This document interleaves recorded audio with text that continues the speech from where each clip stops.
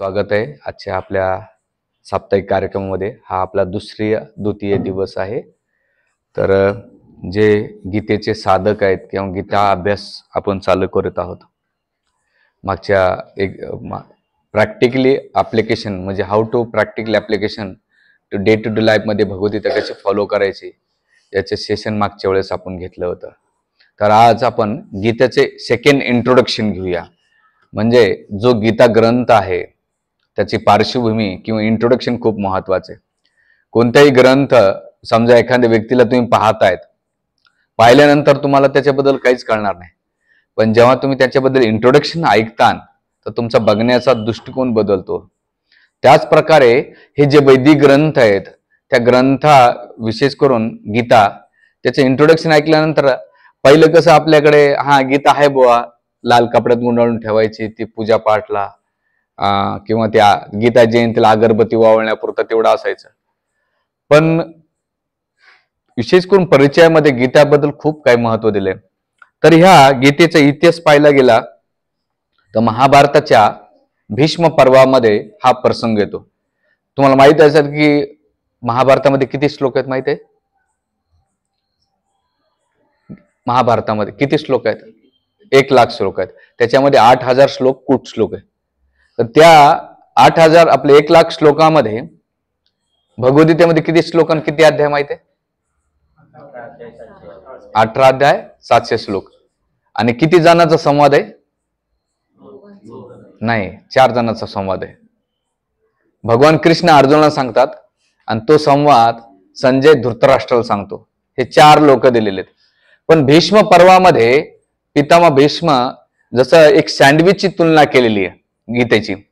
कोणतेही सँडविच बनवा, आपण शेजवान सँडविच बनवा, मॅयोनीज सँडविच बनवा, व्हेजिटेबल सँडविच बनवा, तर वरचे जे स्टफिंग आणि खालचे जे स्टफिंग असतं ते ब्रेडचं असतं। म्हणजे वरचं लेअर आणि खालचं लेअर हा ब्रेडचा असतो। आतमध्ये जे तुम्ही मटेरियल टाकणार आहेत त्यानुसार त्याचं सँडविचचं नाव ठेवलं जात आहे। तसंच गीतेमध्ये 18 अध्याय 700 श्लोकामध्ये पहिले 6 अध्याय हे ज्ञान योगाला प्रेझेंट करतात आणि शेवटचे 6 अध्याय हे कर्मयोगाला प्रेझेंट करतात आणि मधातले 6 अध्याय हे भक्ती योगाला प्रेझेंट करतात। आणि असं 18 अध्यायाचं कॅल्क्युलेशन दिलेले।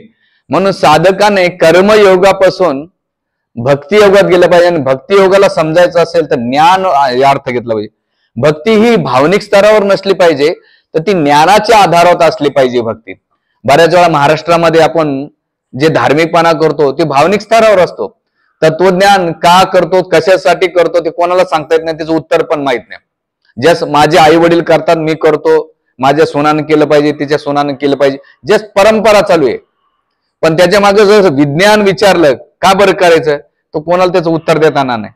म्हणून गीता समजण्यासाठी गीतेत भगवंत गीतेच्या 4थ्या अध्यायाच्या श्लोक नंबर 2 मध्ये म्हणतात, एवं परंपरा प्राप्त इदम राजरस विदु सहकाले न महता योग नष्ट परम तप। अर्जुना, हे ज्ञान आले एवं परंपरा प्राप्त, परंपरेतून हे झालेलं ज्ञान नॉलेज आहे। इदम राजऋषी विदु, राज ऋषीला दिलेले। म्हणजे 3 प्रकारचे ऋषी आहेत, एक देव ऋषी, राज ऋषी आणि ब्रह्म ऋषी। म्हणजे राजा असून ऋषीला। तर भगवान याच्या पहिले भगवंतांनी ते नॉलेज कोणाला दिलं? इक्ष्वाकुला दिलं होतं आणि मग ते काळानुसार लुप्त झालं होतं, प्राय नष्ट झालं होतं। म्हणजे त्यानंतर भगवंतांनी पुन्हा हे नॉलेज 5,000 वर्षापूर्वी कुरुक्षेत्राच्या भूमीवर सांगितलं। तर का बरं भगवंताने अर्जुनाची निवड केली? का बरं? काय कारण असेल भाऊ, काय याचं की अर्जुनालाच का निवडलं भगवंतानं? ते म्हणे साला जिजाचं डिस्कशन म्हणून निवडलं असेल। कारण की भगवान कृष्णाची बहीण सुभद्रा, या पुरो या, आजा या तुमच्यासारखी मुलाचीच गरज आहे मला आमची कंपनी जॉईन करण्यासाठी। तर प्रश्न असा आहे की भगवान कृष्णाने अर्जुनाला का निवडलं? तर आपल्यासारखे कलियुगातले लोक कारण देऊ नये म्हणून भगवंताने अर्जुनाला निवडलं। पहिली गोष्ट, हे नॉलेज आहे ते म्हाताऱ्या लोकांसाठी आहे। हे नॉलेज म्हाताऱ्या लोकांसाठी, ज्यांची सगळं झालंय, कामधंदे नाही तर घरात कोणी किंमत देत नाही, अशा लोकांनी नॉलेज वाचावं म्हणून हे कारण देतात। लोक म्हणतात हे का वय का महाराज? म्हणलं लग्न करताना म्हातारपणी करतो जवानीत करतो? कॉलेजमध्ये पर्पज, आता कोणता डे चालू आहे माहित नाही, XYZ, प्रपोज करायला जायचं असेल तर तुम्ही सुकलेलं फुल घेऊन जाता का ताजं फुल घेऊन जातात? ताजच घेऊन जातात ना. तुम्ही प्रत्येक गोष्ट फ्रेश करतात, पण अध्यात्म करतानाच म्हातारपण का असावं? जवानीमध्ये जे आणि शाळेत जायचं असेल तरी आपण सगळं A to Z गोष्टी फ्रेश करतो. मग अध्यात्म करताना आपण म्हातारपण, आणि काय गॅरंटी तुम्ही म्हातार होता? आज 42, आमच्याकडे एक मुलगा होता CA चा, 31 मध्ये ब्रेन हॅमरेज झालं गेला तो. 35 मध्ये हार्ट अटॅक येऊन जातात पोरं. म्हातार कोणाला म्हणतात? आज बर्थडेला विचारलं, इंग्लिशमध्ये म्हणतात बर्थडे असेल किती वर्षाचा, काय how are you, you old म्हणजे किती वर्षाचा, how are you old, old म्हणजे काय अर्थ होतं? म्हातारा. असं मराठीत विचार बरं त्या पोरांना, म्हातारा किती वर्षाचा म्हातारा, म्हणजे डोक्यात पाणी झालं का महाराज तुमच्या? इंग्लिशमध्ये विचारलं की त्याला थोडं मलम लावलं जातं. असं तो विषय नाही. महत्वाचा मुद्दा की त्यावेळेस पण विचारलं किती वर्षाचे तुम्ही म्हातारे झाले, म्हणजे याचा अर्थ काय? मॅटर नाही ठेवत. मूर्ती ही जवानी तारुण्य नाही बघत, मूर्ती काय बघतो? वेळाला घ्या. तर पहिलं कारण आपल्यासारख्या लोकांनी कारण देऊन हे म्हातारे लोकांसाठी, तर भगवंताने पहिलं कारण खोडलंय अर्जुनाला. नाना अर्जुन म्हातारा होता का? यंग होता, आणि यंग होता. दुसरं कारण हे नॉलेज नाही, गीता आहे ना, साधू संत जे नाही भगवे कपडे होते ना आमच्यासारख्या लोकांनी, दाढी वाढवली, शेंडी ठेवली, किंवा बाबा लोकांनी, त्यांच्यासाठी. अर्जुन हा बाबा होता का? कोणा? ग्रस्त होता. त्याला किती बायका होता माहिती तुम्हाला? 4 बायका होत्या बरं, आणि 10 पोरं होते. आहेत का इथं कोणी? नाही. दुसरं कारण बी नाही. किंवा तिसरं म्हणजे तो ग्रस्त होता. भगवंताने अर्जुनाला निवडताना साधू संताला नाही निवडलं, ग्रस्ताला निवडलं. अरे बाबा 4 बायका, 10 पोरं आहेत, आणि त्या टायमाचा बिगेस्ट सेलिब्रिटी आणि प्रमुख योद्धा होता. असं काही रिकाम टकडा नाही की चल बाबा सौम्य गोम्य ये तुला मी नॉलेज सांगतो, नाही. आणि तिसरं, टाइम कुठे आहे तुम्हाला? काय आम्हाला प्रश्न विचारतात. पण भगवंताने बॅटलफील्ड म्हणजे युद्धभूमीमध्ये सांगितलंय. का बरं सांगितलंय? तर आपल्यासारखे लोक, आपण पण युद्ध करतोय. आपल्या लाईफचं युद्ध आहे. एक सोशली लेवलला, फिजिकल लेवलला, इमोशनल लेवलला सो मेनी प्रॉब्लेम्स हे युद्धच करतो. तर मग फायटिंग करतो का नाही? करिअर बद्दल ते पोरं स्टुडंट इथे बसलेले, त्यांच्या लाईफमध्ये युद्धच आहे. पण युद्धाचा सब्जेक्ट काय बदललाय, आणि त्यानुसार त्याला ते करणं गरजेचं आहे. म्हणून असं युद्धभूमीमध्ये भगवंताने हे गीतेचं नॉलेज सांगितलंय की आपल्यासारख्या लोकांनी ते कारण देऊ नये, आणि ते आज बी डे टू डे मध्ये एवढं प्रॅक्टिकली आहे, तर त्याचा आपल्या जीवनात फायदा होतो. तर मग ही गीता का बरं वाचायची? त्याचं कारण काय?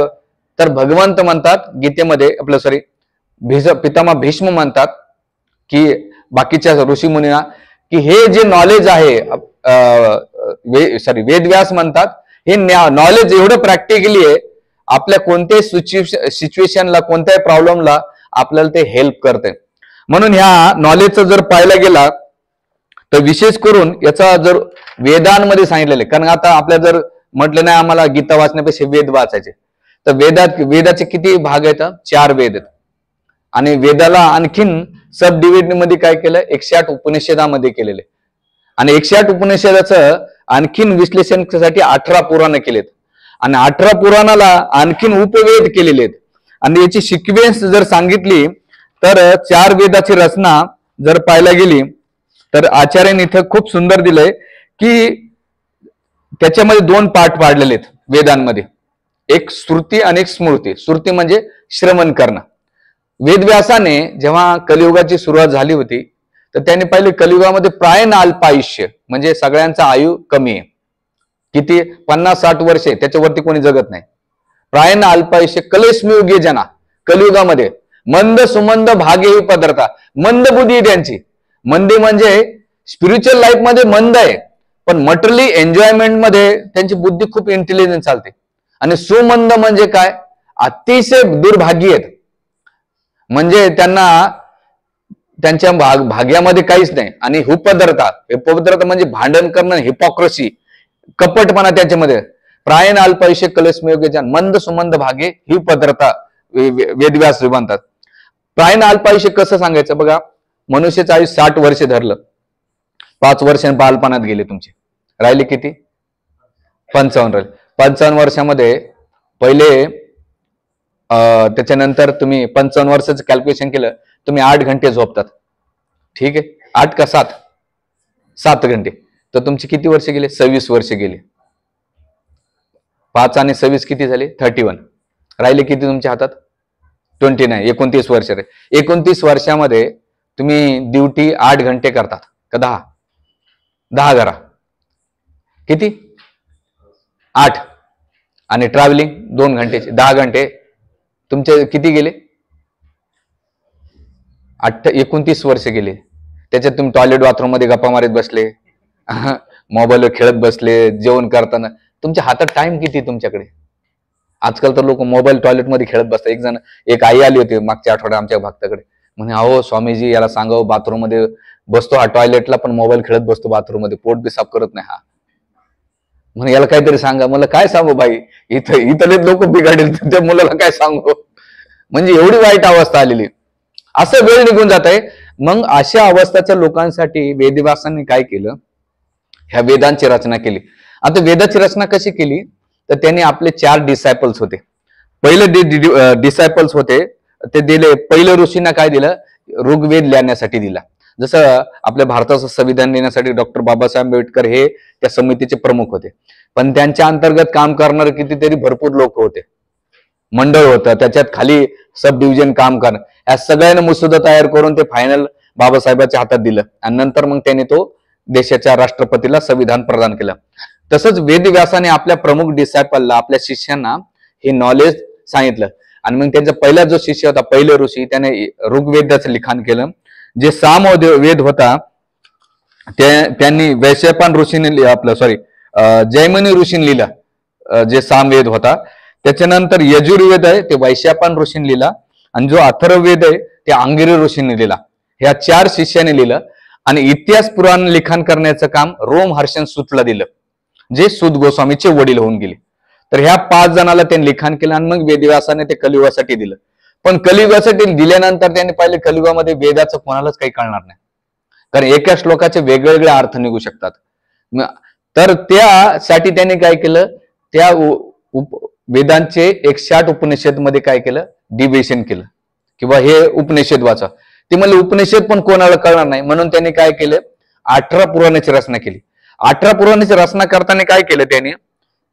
पहिले जे 6 सत्वगुणी, रजोगुणी आणि तमोगुणी, जे तमोगुणाचे पर्सन असतात, इग्नोरन्स, त्या लोकांसाठी 6 पुराण लिहिले. तर कोणते 6 पुराण लिहिले? ब्रह्मपुराण, ब्रह्मांड पुराण, ब्रह्मवैद पुराण, मार्केंड पुराण, भविष्य पुराण आणि वामन पुराण. हे तामसिक लोकांसाठी. तामसिक म्हणजे इग्नोरन्स मध्ये, आळशी, निद्रा, अध्यात्मामध्ये काही इंटरेस्ट नाही त्यांना, नाही का बरं आपल्या दुनियामध्ये जगतात. मग त्यांना कसं दिलंय? बाबा तू दुर्गा देवीची, काल भैरवाची वर्शिप कर, मग हे ग्रामदैवता, कुलदैवता असतात ना, त्यांची वर्शिप करून तमोगुणाची वर्शिप. मग तमोगुणाच्या वर्शिप मध्ये काय चालतंय? विशेष करून त्यांच्यामध्ये मांस, मदिरा आणि कामाख्या देवी आहे, काली चंडी, भैरवनाथ, असे जे वर्शिप आहे त्यांचे वर्शिप करू करू बा तुम्ही दारू पण प्या, नॉनव्हेज पण खा, आणि हळूहळू तुमची लेवल काय करा. अशा लोकांसाठी त्यांनी काय केले? 6 पुराण दिले. आणि मग तिथून त्यांनी ग्रोथ केला. तर पुढचं रजोगुण येतं, सत्वगुणाच्या वरती रजोगुणाला पॅशनेट मानतात की. तर मग त्या रजोगुणासाठी त्यांनी 6 पुराण कोणते लिहिले? मत्स्य पुराण, कुर्म पुराण, लिंग पुराण, शिव पुराण, स्कंद पुराण आणि अग्नि पुराण. रजोगुणामध्ये काय? पैसा पाहिजे असेल, धनसंपत्ती पाहिजे असेल तर महादेवाची पूजा. आता महादेवाच्या प्रति लय प्रेम आहे का? अजिबात नाही. आणि ते बी फुकटचं पाणी भेटतं म्हणून वाहतात महादेवाला, कोणी दूध वाहत नाही. का? ते प्रदीप मिश्रानं काहीतरी दिलंय, बाबा तुम्ही थोडंसं इकडे लावलं, तिळे लावलं की लगेच पास होतात. पुरा अभ्यास करीनच. कारण की जर त्या बेलाच्या पानाला मध लावला आणि चिपकवलं तर पास होऊन जातात. हे त्याच्यात बऱ्याच प्रोसिजर आहे. असं झालं की बाबा तुम्ही गोळ्या न खाता तुम्ही बरे होता, ते येड्याचा बाजार आहे भाऊ, अभ्यास करावा लागणार ना. तुम्ही मास्तराला म्हणले सर तुम्ही सगळे प्रोफेसर आहे, सर माझ्या गुरुनं सांगितलंय बेल अर्पण केली पास होत, करतील का पास? नाही करणार. तर तिथे कसं आहे, तुम्हाला रजगुणामध्ये काहीतरी इच्छा, आवळ्याचा भोपळा मागायचा, अशा पद्धतीनं वर्शिप सांगितलेली. आणि मग सेकंड आलंय पुढे सत्वगुणात. या सत्वगुणामध्ये काय, भागवत पुराण, विष्णू पुराण, नारदी पुराण, गरुड पुराण, पद्म पुराण आणि वराह पुराण, या पुराणामध्ये तुमच्या चेतनाला विकसित करा आणि तुम्ही परम सत्य घ्या. आता ही पुराण वाचायला कोणाला वेळ नाही, म्हणून वेदव्यासाने काय केलं, त्याचं एसेन्स काढून दिलं. जसं दूध आहे, दुधामध्ये विरजन घातलं, विरजनामधून दही तयार होतं, दह्यामधून ताक होतं, ताकामधून मंथन केलं जातं, मंथनातून लोणी भेटतं, लोण्यातून काय भेटते, तूप भेटते. तसंच वेदव्यासाने पहिलं कलियुगासाठी काय केलं, 2 ग्रंथ दिले, गीता भागवत करते श्रवण, अखंड चिंतन विठोबाचे, गीता आणि भागवत दिले. आणि त्याला आणखीन पूरक असलेले ग्रंथ रामायण आणि महाभारत दिले.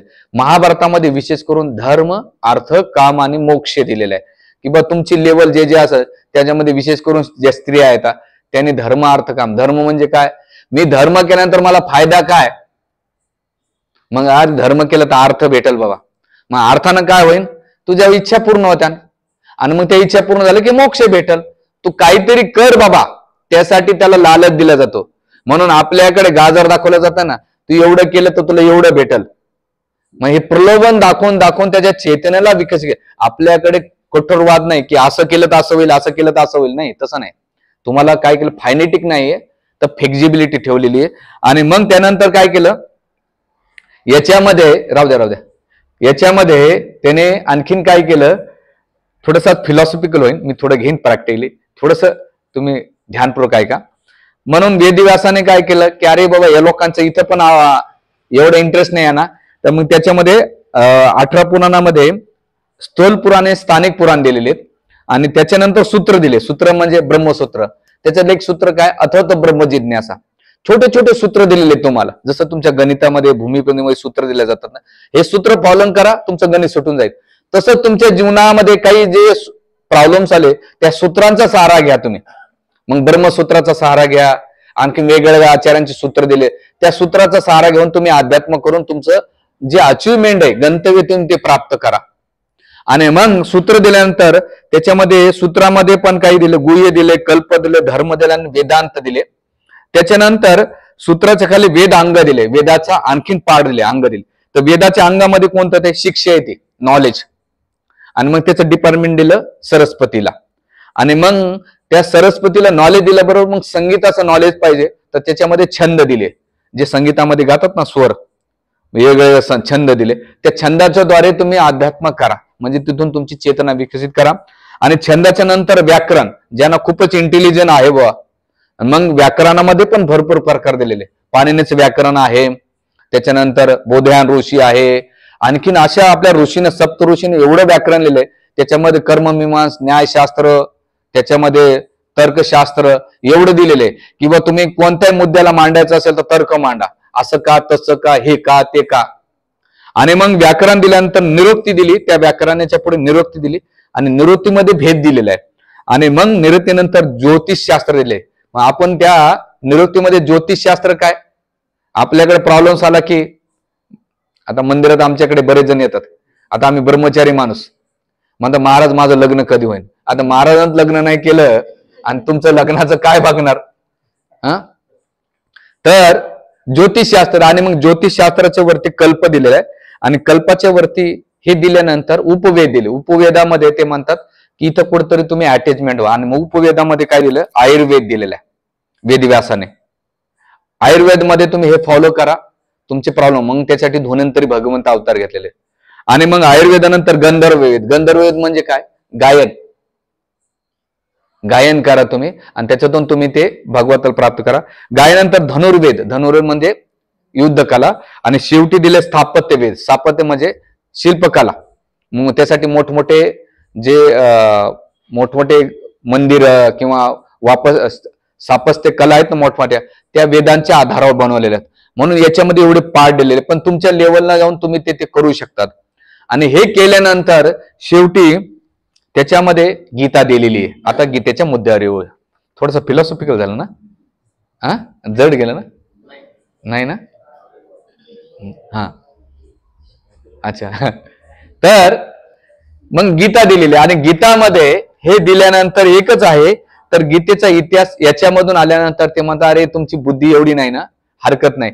तर मग ह्या गीतेला शंकराचार्य म्हणतात स्वरूपनिषद गाव दोगदा गोपालानंद पार्थ वत्सा सुधीर भक्ता गीता अमृतम महत स्वरूपनिषदो गाव. ते एका गायीची तुलना कशाची केलेली? उपनिषदाची केलेली. दोगदा गोपालनंदाने त्या उपनिषदाचे त्या गायीचं दूध काढायचं असेल तर त्याला कोणतरी गवळी पाहिजे ना. तर कोण झालं गवळी? गोपाल नंदना. पार्थ वत्सा सुधीर भोक्ता. आता त्या गायीचं जर दूध काढायचं असेल तर वासरू पाहिजे. मग वासरू कोणाला केलेले? पार्थला केलंय. पार्थ म्हणजे अर्जुन केलंय. आणि मग सुधीर भोक्ता म्हणजे त्याच्या पिण्यार. आणि त्याच्यातून त्या उपनिषदाच्या गायीच्या एवढ्या वेदांच्या याच्यातून काय काढलंय? गीता अमृतम महत. त्याच्यातून गीत रूपी जे गीता रूपी दूध कोण काढले? भगवंतानं काढलेले. म्हणून ही गीता तुम्हाला एवढे पुराण वाचायची गरज नाही आणि तुम्हाला ते वाचलं तरी कळत नाही. आणि कारण की तुम्हाला सांगतो एक श्लोक सांगतो, त्या श्लोकाचा अर्थाचा अनर्थ करतात लोक. हा महाभारतातला फेमस श्लोक, याला म्हणतात कूट श्लोक. म्हणजे एक श्लोक तुम्हाला त्याचे अर्थ किती कमी निघू शकतात. जसं आमच्याकडे एक जण असंच आम्हाला डोकं लावत होता, अरे तुम्ही श्लोकाचे वेगळे वेगळे अर्थ काढता. म्हणलं एक काम करा, या श्लोकाचा अर्थ सांग.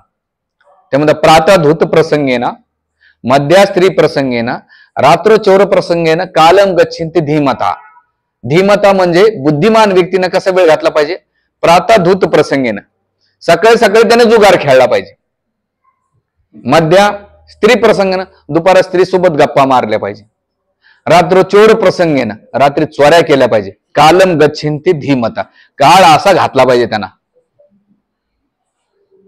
हा प्रातःधूत प्रसंगेना, मध्या स्त्री प्रसंगेना, रात्र चोर प्रसंगेना, कालम गच्छन्ति धीमता. बुद्धिमान व्यक्तीने असा वेळ घातला पाहिजे.